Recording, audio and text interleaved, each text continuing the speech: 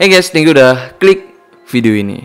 Oke, kali ini kita akan bahas treat horror lagi karena di sini aku baru nemu treat horror yang emang buat aku merinding lah pas pertama kali baca ceritanya. Karena ini ceritanya tentang KKN, tapi bukan KKN Desa Penari ya, nggak ada hubungannya juga dengan itu. Tapi menurut aku cerita ini kalau dibandingkan dengan cerita KKN Desa Penari ini nggak kalah serem sih, beneran. Nah, soal KKN nih, karena aku juga pernah KKN kan, jadi aku bisa ngebayangin lah gimana seremnya pas situasi KKN, apalagi ada yang kerasukan gitu. Pokoknya ada kejadian yang serem lah. Aku bisa ngebayangin sih. Jadi buat kalian juga yang pernah KKN, mungkin kalian juga pernah sih ngerasain yang kayak gitu. Itu pasti serem dan mencekam banget tuh. Tapi buat kalian yang belum pernah KKN, ya kalian siap-siap aja gitu. Karena biasanya nih kalau orang yang KKN itu sering banget sih ngalamin hal-hal yang aneh-aneh gitu. Karena kan kalau KKN biasanya itu kita ditempatkan di desa terpencil. Jadi karena itu ya kita harus beradaptasi di sana. Jadi kadang di sana itu ada yang aneh-aneh lah kayak gitu. Jadi kita memang harus siap mental sih. Tapi nggak semua KKN itu emang ngalamin kayak itu, nggak juga ya. Tapi kebanyakan menurut dari cerita teman-teman aku juga, dari cerita orang tua aku juga, pas KKN itu emang sering banget sih terjadi hal-hal yang harusnya nggak terjadi gitu. Dan banyak juga orang sebenarnya itu emang ngerasain KKN yang ada cerita nyereminnya ya, tapi nggak semua orang itu mau nge-publish ceritanya ke publik gitu. Lalu soal cerita kali ini ceritanya dari akunnya Rizky Purnama. Jadi dia ini menceritakan kisah temennya gitu. Jadi bukan kisahnya dia ya, tapi kisah temennya saat temennya ini ngikutin program KKN yang ada di kampusnya dia. Oh ya, ini ceritanya panjang banget, semoga nggak ngebosenin kalian lah. Tapi kalau emang kalian bisa masuk ke ceritanya, kalian bisa ngebayangin situasi ceritanya, pasti kalian gak akan bosen sih, karena ini emang ceritanya serem parah sih menurut aku. Oke lah, langsung aja kita masuk ke ceritanya. Tapi kayak biasa, sebelum kita masuk ke ceritanya, buat kalian yang belum join dengan kita di sini para Rescribers, kalian bisa join dulu pastinya dengan subscribe channel ini, karena di sini kita bakal terus penuhin asupan-asupan creepy setiap minggunya. Oh ya, sebelumnya soal cerita ini, si pemilik akunnya ini emang udah ngejelasin ya kalau nama orang yang ada di cerita ini itu semuanya nama samaran dan nama tempat juga itu katanya nggak dikasih nama gitu, karena katanya itu sangat-sangat dirahasiakan. Jadi soal gambar yang ada di cerita ini itu cuman gambar pemanis saja katanya, atau ilustrasi lah ya. Nah, jadi ini kejadiannya pada tahun 2012, yang mana saat itu salah satu universitas yang ada di Pulau Jawa itu mengadakan program KKN ke salah satu desa yang gak jauh dari salah satu kota besar yang ada di Pulau Jawa. Nah, yang ngalamin ini itu namanya Dimas ya. Jadi Dimas ini itu ditempatkan di suatu desa untuk menjalani program KKN lah.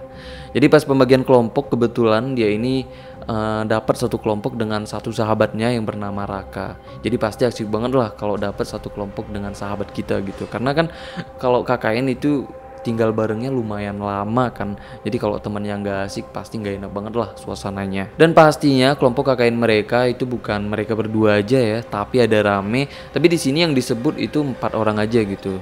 Aku nggak tahu sih kenapa disebut 4 orang aja. Mungkin yang lain itu nggak terlibat dengan cerita ini ya, maka nggak disebut gitu.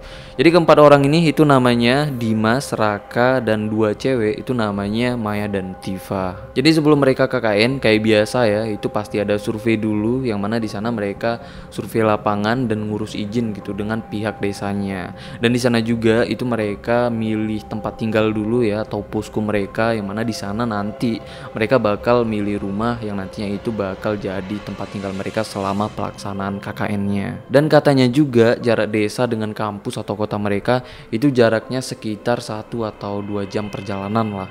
Jadi ini desanya nggak terlalu jauh sih menurut aku, tapi nggak deket juga gitu. Nah, saat mereka baru tiba di desa itu untuk survei, itu katanya mereka ini emang langsung disambut gitu dengan masyarakat desa.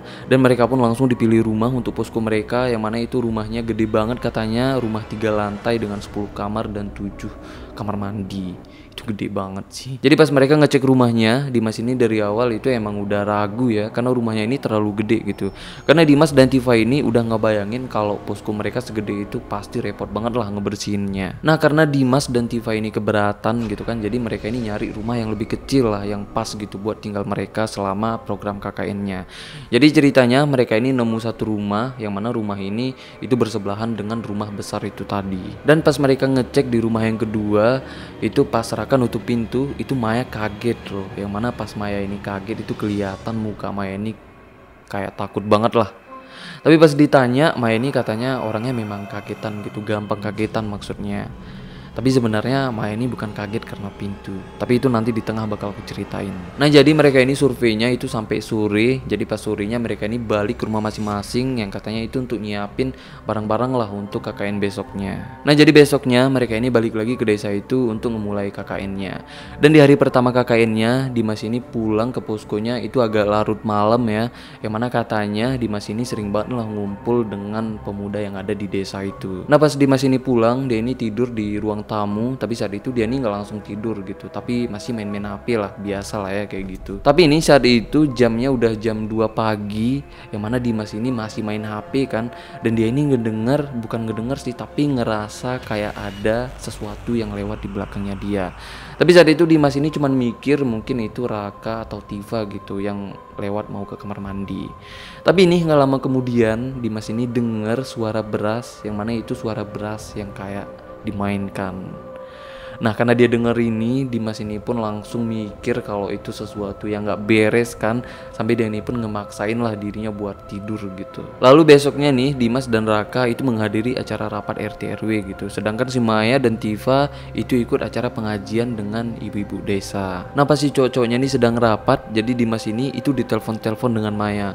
Itu si Dimas ini katanya itu sampai marah banget karena lagi rapat kan dengan RT RW, gimana nggak marah coba kalau lagi rapat di spam telepon kayak gitu. Tapi Dimas ini pun akhirnya ngangkat telepon Maya, tapi pas diangkat itu Maya ini kayak sedang ketakutan banget, yang mana Maya ini nyuruh Raka dan Dimas pulang gitu ke posko secepatnya. Jadi mereka ini pun langsung balik ke posko ya. Jadi pas mereka udah nyampe di posko, itu semua cewek pada nangis loh. Ternyata si Tifa di kamar itu sedang kerasukan. Jadi Dimas ini pun masuk ke kamar dan nanya langsung ke Tifa gitu, kamu kenapa? Tapi Tifa ini cuma ngejawab dengan matanya yang melotot dan gerakin kepalanya. Serem banget gak sih? Tapi pas itu Dimas ini pun nyoba-nyoba buat ngusir sesuatu gitu kan yang masuk ke tubuhnya Tifa dengan ngusap mukanya Tifa gitu sambil bacain doa. Tapi katanya pas Dimas ini ngusap mukanya Tifa, itu tangannya berasa berat banget pas tangannya ini ngusap mukanya Tifa. Sampai ini akhirnya Dimas ini pun gak kuat gitu kan untuk ngeluarin sesuatu yang ada di tubuhnya Tifa. Sampai mereka ini pun minta satu warga desa gitu untuk ngeluarin sesuatu yang ada di tubuhnya Tifa. Dan akhirnya keluar juga malam itu hantunya, dan hantunya itu pas keluar itu sembunyi di belakang horden gitu. Dan warga pun itu sempat ngejar hantunya tapi nggak nemu gitu karena hantunya udah hilang. Anjir. Nah setelah hantunya ini udah keluar gitu kan dari tubuhnya Tifa, itu Tifa pun udah mulai sadar. Tapi saat itu Tifa ini pasti lemes banget lah karena banyak banget energinya yang hilang gitu. Jadi saat itu Tifa ini itu dibawa ke teras rumah gitu, maksudnya untuk menenangkan Tifa ini. Tapi ini baru sebentar mereka duduk di teras rumah itu, Tifa ini kerasukan lagi. Akhirnya mereka minta bantuan warga lagi kan untuk ngusir hantu yang masuk ke tubuh Tifa itu. Jadi saat itu nih ada salah satu warga desa yang katanya kalau dia ini punya kekuatan lah untuk nanganin hal-hal yang kayak gitu. Jadi dia ini pun sempat berkomunikasi dengan hantu yang ada di tubuhnya Tifa. Jadi dari obrolannya dia, intinya kalau hantu itu ternyata suka dengan Tifa. Jadi setelah komunikasi itu, tiba-tiba beberapa genteng di rumah itu tiba-tiba pecah, dan Tifa pun tiba-tiba pingsan lagi. Nah karena kejadian ini itu pastinya mengganggu banget lah aktivitas KKN mereka gitu. Bukan cuma mengganggu, tapi ini beresiko banget sih dengan keselamatan mereka semua gitu, terutama si Tifa ini sih. Nah jadi karena itu Dimas ini pun langsung nelpon DPL KKN-nya. Oh ya buat kalian yang nggak tahu apa itu DPL, jadi DPL itu singkatan dari dosen pembimbing lapangan gitu. Jadi itu dosen pembimbing lapangan untuk kelompok KKN mereka. Nah Dimas ini nelpon KKN-nya kalau dia ini ngelapor gitu ke DPL-nya. Katanya kalau KKN-nya ini nggak jelas gitu karena ada yang kerasukan. Tapi menurut aku ini kayak obrolan yang nggak sopan sih antara mahasiswa dengan dosen. Tapi ternyata ya Dimas ini dengan DPL-nya itu katanya itu seumuran, karena Dimas ini itu mahasiswa yang udah lama banget lah nggak lulus. Jadi Dimas ini legend banget sih di kampus mungkin ya. Lalu nih malam itu juga karena mereka ini semua udah pada ketakutan gitu kan dan rumah ini, jadi Dimas dan Raka ini pun ngajak buat pindah posko. Karena katanya saat itu masih ada satu rumah yang bisa dijadikan lah untuk posko mereka. Jadi malam itu juga mereka ini semua pindahan dan semua cewek itu pada nangis karena ketakutan. Akhirnya malam itu juga mereka ini tidur di rumah yang baru ya untuk posko mereka, kecuali si Tifa. Karena malam itu Tifa ini dibawa ke rumah Pak Lurah gitu, karena katanya rumah Pak Lurah itu lebih aman lah. Jadi malam itu Tifa ini emang diantar dengan teman-teman KKN-nya gitu, termasuk si Maya. Tapi malam itu biarpun mereka udah pindah di posko yang baru yang mana katanya itu lebih aman, tapi tetap aja mereka ini semuanya masih pada ketakutan gitu, sampai mereka ini nggak ada yang bisa tidur malam itu. Lalu nih pas Maya ini baru pulang ke posko gitu kan, pas dia ini baru ngantar Tifa, jadi Maya ini menceritakan kalau dia sebenarnya udah ngelihat sesuatu pas saat survei. Jadi Maya ini pun cerita, katanya nih pas mereka pertama kali ke desa itu sebenarnya mereka disambut dengan ratusan makhluk goib yang ada di desa itu. Bukan cuman itu, kata Maya ini juga sebagian rumah yang ada di desa itu ada pagar goibnya, yang pastinya itu untuk menghalangi hantu-hantu gitu yang masuk ke rumah yang ada pagar goibnya. Mungkin itu rumah Pak Lurah juga sih, makanya si Tifa ini dibawa ke rumah Pak Lurah. Mungkin karena rumah Pak Lurahnya ada pagar goibnya kali ya. Nah katanya juga nih rumah besar yang mau mereka jadikan untuk posko, katanya itu banyak banget penunggunya, sampai katanya si Maya ini itu semacam kerajaannya gitu. Mungkin itu karena saking kuatnya aura negatif yang ada di rumah itu kali ya. Jadi ceritanya Maya ini indigo, tapi katanya kalau dia ini cuma bisa ngelihat gitu, tapi dia ini nggak bisa berkomunikasi dengan makhluk goib. Jadi dari awal Maya ini udah tahu ya kalau desa itu banyak banget penunggunya, tapi dari awal dia ini nggak mau cerita, katanya kalau Maya ini nggak mau lah nakutin teman-temannya gitu. Tapi nih dia juga nggak ngeduga kalau kejadiannya bisa separah yang kayak terjadi saat itu gitu. Jadi dugaannya dia mungkin kalaupun ada hantu paling cuma penampakan gitu, nggak ada kerasukan yang separah yang dialami Tifa saat itu. Terus nih Maya ini pun ngejelasin pas dia ini kaget saat Dimas nutup pintu saat mereka ini survei untuk posko mereka kan. Nah ternyata nih Maya ini kaget itu bukan karena Dimas nutup pintu, tapi karena Maya ini ngelihat sosok muka wanita yang persis di hadapannya gitu. Jadi karena Maya ini indigo, jadi saat itu cuman Maya ini yang bisa ngelihat sosok gitu, yang lain gak ngelihat gitu. Makanya nih Maya ini pun kaget sampai sekaget-kagetnya saat itu. Sebenarnya bukan karena dia orangnya kagetan, tapi karena emang dia ngeliat sesuatu yang emang serem banget gitu. Dan Maya juga cerita soal dia ini ngantar Tifa ke rumah Pak Lurah ya. Katanya nih pas Tifa ini diantar ke rumah Pak Lurah itu banyak banget makhluk gaib, itu ada ratusan yang ngikutin Tifa gitu ke rumah Pak Lurah. Dan dia juga cerita pas Tifa ini kerasukan di posko mereka, itu katanya rumah posko mereka itu dikelilingin dengan ratusan hantu yang ada di desa itu. Gila banget nggak? Lalu nih soal Tifa ini kerasukan, jadi Tifa ini kerasukannya itu kan 2 kali ya. Yang pertama itu kerasukannya di kamar, habis itu sembuh kan, habis itu Tifa ini dibawa ke teras rumahnya dan di situ dia kerasukan lagi kan. Nah ternyata nih 2 kali Tifa ini kerasukan itu dia dirasukin dengan hantu yang beda-beda loh, bukan cuma satu hantu yang masuk ke tubuhnya Tifa. Nah jadi karena ini semuanya pada ketakutan dan bingung juga, karena kan mereka itu kelompok KKN-nya lumayan rame ya sebenarnya, tapi kenapa cuma Tifa yang kerasukan gitu, sedangkan yang lain nggak ada. Ternyata nih menurut Maya sebenarnya hantu yang ada di posko mereka pertama itu sebenarnya suka dengan Dimas, tapi karena Dimas ini nggak terlalu gimana ya, maksudnya nggak terlalu ngeladenin gangguan dari hantu itu, jadi hantu itu pun nggak terlalu tertarik gitu buat gangguin atau godain si Dimas ini. Yang mana itu kejadian saat Dimas ini dengar suara beras yang dimainkan. Tapi ini soal kenapa harus Tifa yang terus-terusan dirasukin ya, itu sebenarnya Maya ini juga nggak tahu. Tapi soal ini itu di akhir cerita ini ada jawabannya gitu. Tunggu aja pokoknya. Nah pas besoknya nih mereka pun lanjut pindahin barang ya, karena malam itu mereka ini pindahin barangnya itu nggak sekaligus semuanya. Jadi besoknya mereka ini lanjutin gitu buat pindahin barangnya. Nah pas mereka mau mindahin barangnya itu mereka diingatkan dengan satu warga yang ada di desa itu, katanya nih kalau barang yang udah disentuh dengan makhluk goib itu nggak boleh dibawa lagi dari rumah itu. Itu kayak beras, horden, kasur dan selimut yang nggak boleh dibawa lagi. Jadi karena udah diingatin dan warga dan mereka pun emang nggak mau terlibat lagi dengan hal-hal yang kayak begituan, jadi mereka pun emang tinggalin lah barang-barang yang udah disentuh dengan makhluk goib gitu. Maksudnya mereka ini biar terhindar gitu dari kejadian-kejadian yang kayak sebelum-sebelumnya. Karena nih biarpun mereka udah pindah ke posko yang baru dan mereka pun gak ngebawa barang-barang yang udah disentuh, tetap aja mereka pun tetap diganggu dan kerasukan pun terus terjadi gitu. Tapi ini kejadiannya cuman dengan Tifa aja. Jadi ini pas Tifa ini udah sembuh, udah pulih gitu kan, jadi dia pun balik lagi ke posko gitu dari rumah Pak Lurah. Jadi sampai dia di posko, dia ini ditanyain dengan Maya gimana kondisinya gitu, apakah udah sehat apa belum. Jadi Tifa ini pun ngejawab kalau dia udah sehat, jadi udah aman lah untuk sementara. Tapi ini baru sebentar mereka ngobrol, tiba-tiba si Tifa ini pingsan lagi dan kerasukan lagi. Yang mana saat itu Dimas dan Raka itu sedang gak di posko, jadi mereka ini pun langsung ditelepon gitu kan untuk cepat-cepat balik ke posko karena Tifa kerasukan lagi. Jadi pas Dimas dan Raka udah nyampe ke posko, itu mereka semua berdoa gitu, yang pastinya itu untuk proses penyembuhannya Tifa ini. Dan kejadian itu pun berjalan selama seharian penuh. Gila banget kan. Udah kerasukan, sembuh, kerasukan lagi, sembuh sampai kerasukan lagi. Gila banget sih.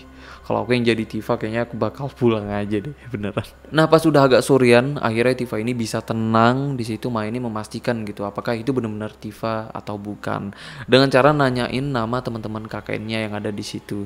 Terus Tifa ini pun sebut semua nama teman-teman KKN-nya ya, kecuali nama Dimas dan Raka yang enggak dia sebut.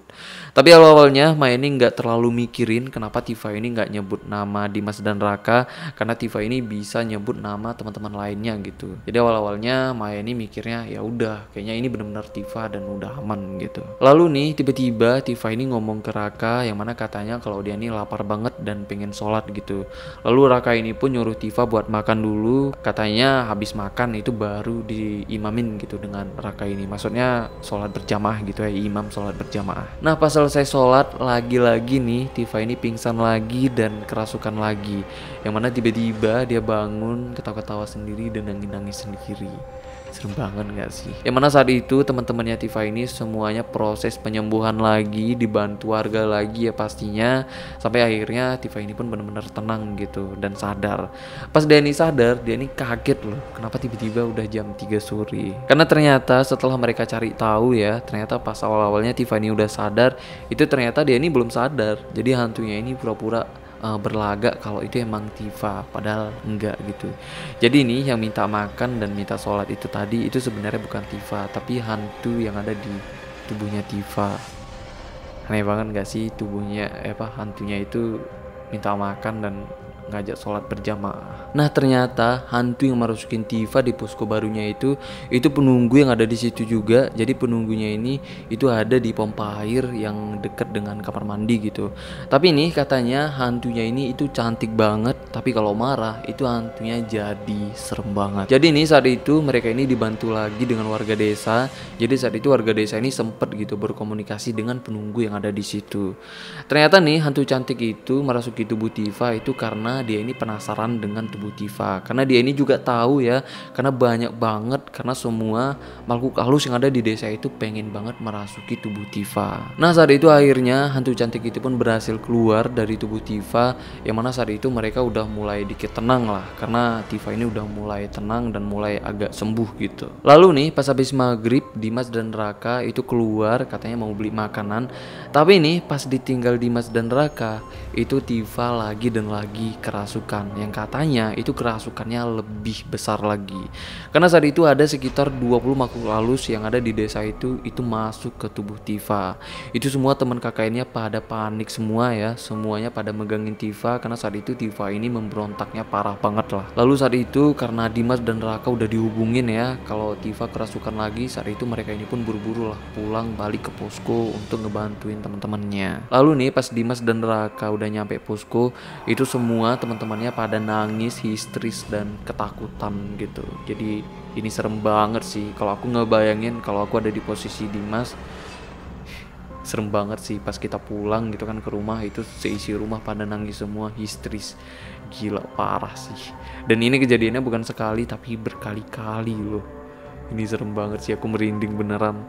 Padahal aku udah baca duluan loh cerita ini, karena aku di rumah sekarang sendiri. Ini syutingnya aku tengah malam menjerit. Oke, kita sambung lagi ceritanya. Jadi pas saat itu Dimas dan Raka ini pun langsung bantuin megang Tifa kan. Tapi ini saat Tifa ini memberontak, itu mereka yang megang Tifa semuanya terpental. Akhirnya saat itu mereka ini pun minta bantuan warga desa lagi. Dan akhirnya karena adanya bantuan warga desa, Tifa ini pun akhirnya bisa nih ditaklukkan untuk ditidurkan di tempat tidur. Tapi pas dia ini ditidurkan, itu matanya melotot natap langit-langit kamar. Kalian bayangin aja nih gimana seremnya. Lalu nih saat itu mereka ini berencana memindahin Tifa ke rumah lain gitu. Maksudnya ke rumah yang lebih aman. Tapi pas diangkat, Tifa ini memang bener-bener berat banget. Bahkan yang angkat Tifa ini itu rame-rame loh. Jangan terangkat, bergeser juga enggak. Padahal yang angkat Tifa ini rame-rame dibantu dengan warga desa yang ada di situ. Dan saat itu Maya ini pun ngeliat kalau Tifa ini saat itu sedang diinjak dengan makhluk halus yang cukup besar.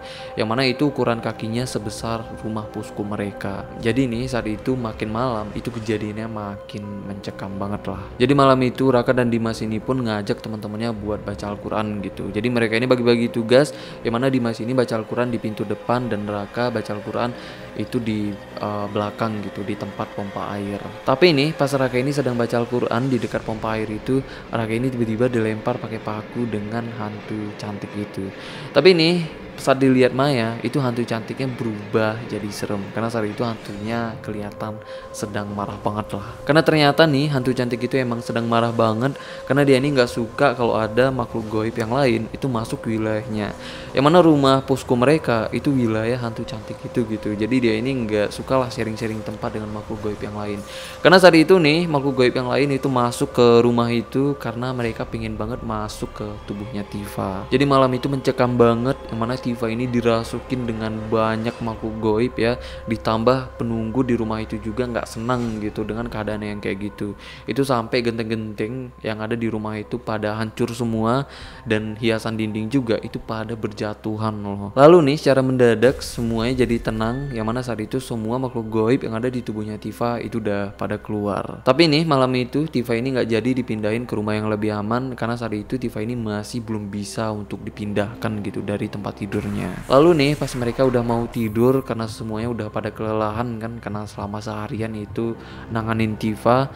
Jadi tiba-tiba Maya ini bilang kalau saat itu rumah mereka itu sedang dikelilingin dengan makhluk goib. Nah jadi karena itu Dimas ini pun ngajak teman-temannya buat tidur ngelilingin Tifa gitu. Maksudnya biar Tifa ini lebih aman gitu.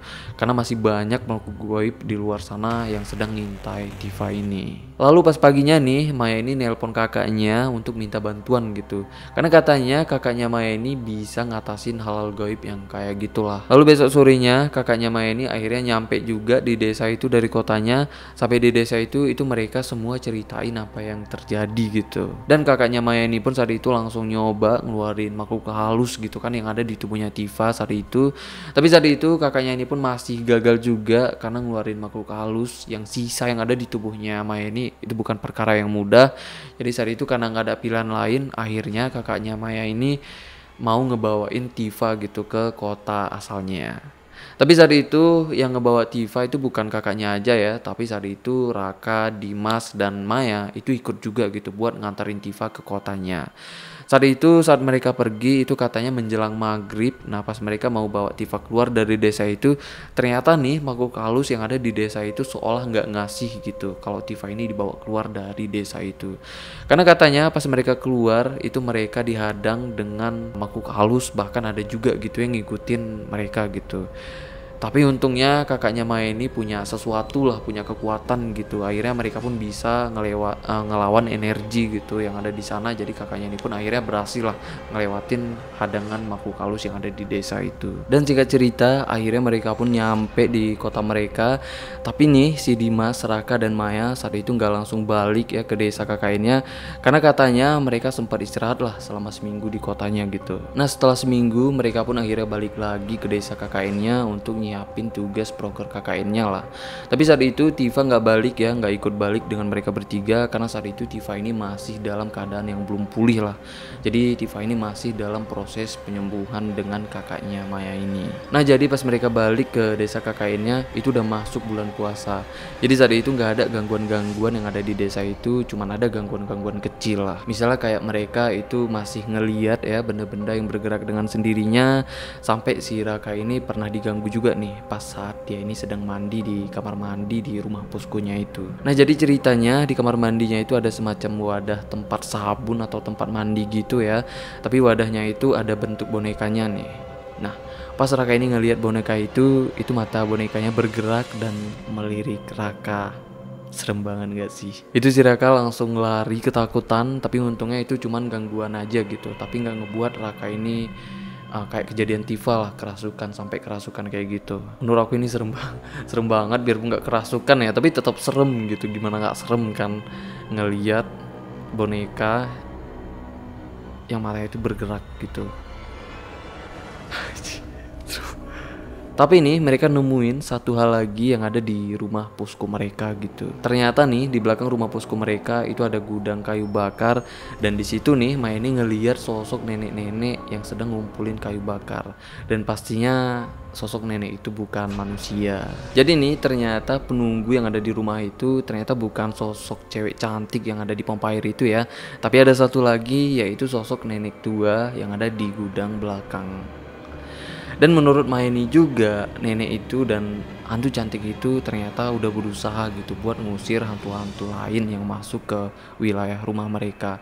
Yang artinya itu cukup lah untuk melindungi si Tifa ini. Jadi saat itu mereka ini pun mulai dikit tenang ya, karena mereka ini merasa kayak dijaga gitu dengan sosok nenek dan hantu cantik itu tadi. Nah lalu nih karena Tifa nggak ada di desa itu, jadi Maeni nih yang selanjutnya dirasukin. Jadi ceritanya pas itu karena nggak ada lagi yang kerasukan, jadi saat itu mereka ini pun bisa fokus lah untuk ngerjain proker KKN-nya saat itu. Jadi tugas KKN-nya mereka itu mereka mau masang spanduk bazar gitu.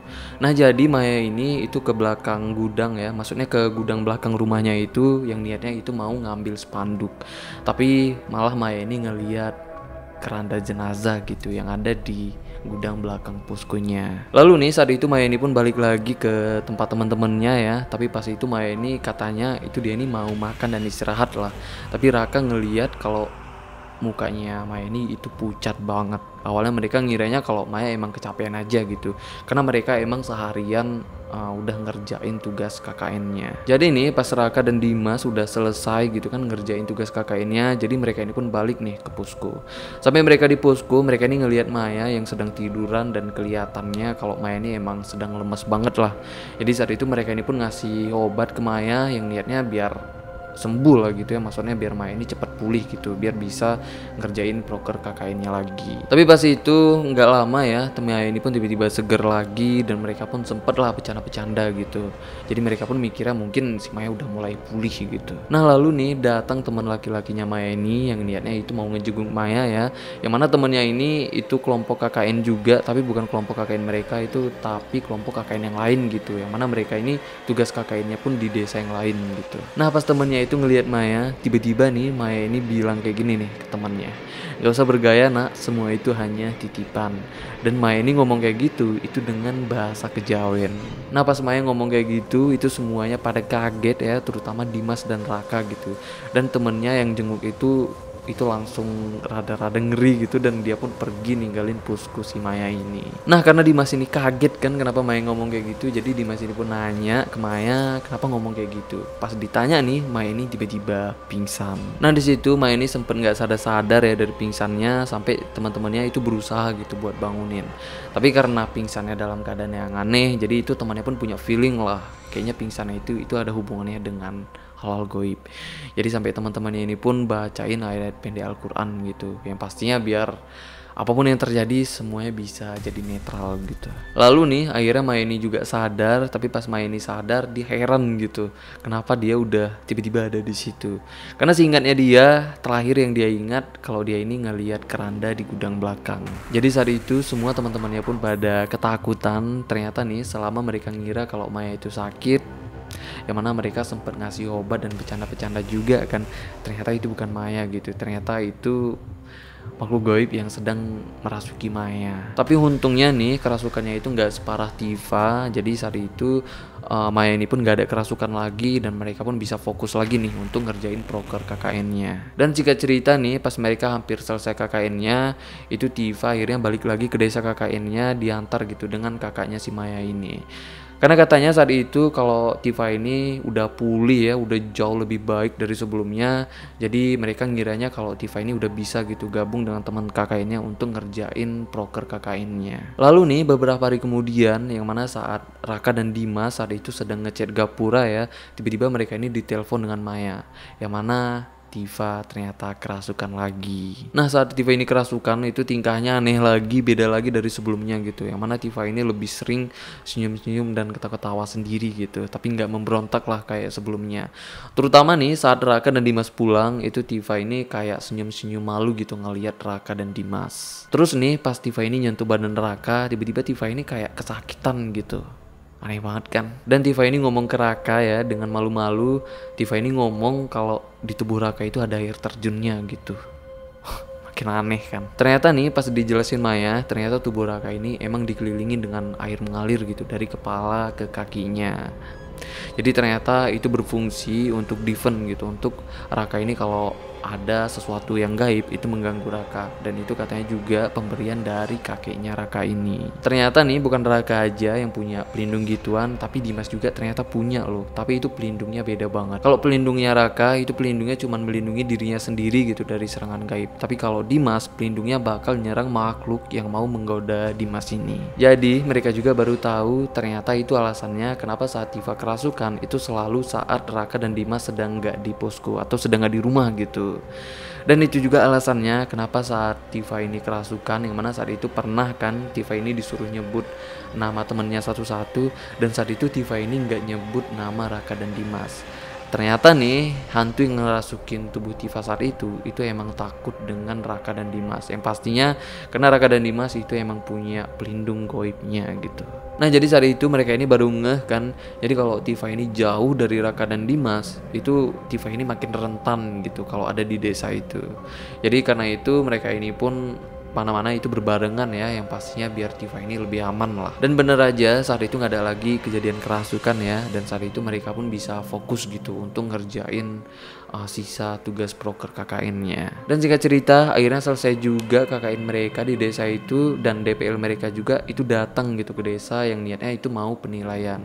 Dan soal kerasukan Tifa itu DPL-nya juga tahu kan, karena sebelumnya emang pernah dikabarin dengan Dimas. Jadi di situ DPL-nya ini mau ketemu Tifa, katanya kalau DPL-nya ini pengen gitu ngelihat Tifa. Yang mana sih orangnya, mungkin penasaran ya DPL-nya ini. Nah pas Tifa datang itu DPL-nya ngeliat dan nunjuk sesuatu gitu ke tubuh Tifa. Jadi di situ Maya ini pun baru ngeh ternyata nih alasannya kenapa Tifa ini selalu dirasukin hantu-hantu yang ada di desa itu. Ternyata Tifa ini katanya itu dia ini mengamalkan doa-doa untuk membuka aura tubuhnya loh, untuk bertujuan supaya cowok-cowok di KKN-nya itu tertarik dengan dia. Jadi karena itulah makhluk goib yang ada di desa itu pengen dan tertarik masuk ke tubuhnya Tifa karena emang auranya ini udah terbuka. Tapi soal ini katanya itu cuman dugaan si Maya ini aja gitu. Yang pasti Maya ini juga ngeduga bukan ngeduga awam ya, karena dia juga emang indigo gitu. Bisa jadi benar tapi enggak 100% benar juga gitu. Dan pas mereka mau pamitan mau balik ke kotanya karena kakeknya juga itu udah selesai kan. Jadi ini tiba-tiba ada salah satu warga desa yang menjelaskan soal kenapa desa mereka itu banyak banget makhluk goibnya. Ternyata nih desa mereka itu emang tempat pembuangan semacam ilmu hitam, pesugihan, dan ilmu kuda lumping gitu. Jadi itulah alasannya kenapa desa mereka itu banyak banget makhluk goibnya. Terutama di sungai, emang mana sungai itu deket rumah 3 lantai itu tadi ya. Dan itu juga alasannya kenapa rumah 3 lantai itu semacam kerajaan hantu gitu yang ada di desa itu. Dan soal hantu cantik penunggu pompa air yang ada di rumah posko mereka, ternyata itu roh dari orang yang bunuh diri. Tapi soal sosok nenek-nenek yang ada di gudang belakang, itu nggak ada yang ngejelasin sih itu sebenarnya apa, asal usulnya dari mana itu nggak ada yang ngejelasin. Jadi ceritanya akhirnya mereka pun balik, dan soal cerita kerasukannya Tifa ini itu ternyata ditahu pihak kampus, dan karena itu pihak kampus pun sempat gitu nge-blacklist desa itu untuk program KKN. Dan beberapa bulan kemudian Dimas, Raka, dan Maya itu balik lagi ke desa itu yang niatnya itu mau silaturahmi lah dengan warga desa. Tapi saat itu Tifa ini nggak ikut ya, tapi nggak dijelasin sih kenapa Tifa ini nggak ikut, mungkin trauma kali ya. Nah pas mereka balik ke desa itu ternyata nih mereka ini disambut dengan ratusan makhluk goib yang ada di desa itu. Bahkan makhluk goibnya juga katanya itu ikut gabung juga ya dengan mereka pas mereka ini sedang bertamu gitu di rumah warga, bahkan ikut nimbrung juga nih katanya. Karena makhluk goib yang ada di desa itu udah semuanya kenal dengan mereka bertiga ini. seru-seru sih ceritanya. Dan mereka pun ngunjungin rumah posko KKN-nya ya. Nah di situ ternyata masih ada hantu cantik penunggu pompa air gitu. Yang saat itu hantunya katanya itu sedang berdiri dan kelihatan cantik banget nyambut mereka bertiga. Dan sosok nenek yang sebagai penunggu di gudang belakang itu katanya senyum nyambut mereka bertiga. Ini cerita apa sih? Oke lah, jadi sampai sini ya ceritanya soal treat horor kita kali ini yang ceritanya tentang KKN. Jadi semoga kalian gak bosen ya dengan ceritanya, karena ini ceritanya panjang banget. Tapi kalau kalian emang bisa masuk dan mendalami ceritanya, kayaknya kalian gak bakal bosen sih, terutama bagi kalian yang pecinta hal creepy. Oke, untuk treat horor kedepannya nih, mungkin ada treat horor yang lebih serem lagi dari kalian. Kalian bisa share aja ke Twitter aku gitu, biar aku ceritain ke kalian di next konten. Oke lah, thank you banget nih untuk kalian yang masih nonton di menit ini. Kalau kalian suka dengan video ini, kalian bisa like aja dan share juga ke teman-teman kalian yang juga pecinta hal creepy, karena pembahasan ini seru banget dibahas bareng teman-teman. Oke, sorry banget aku closing nggak buru-buru karena videonya kayaknya udah kelamaan banget lah. Oke lah, bye bye.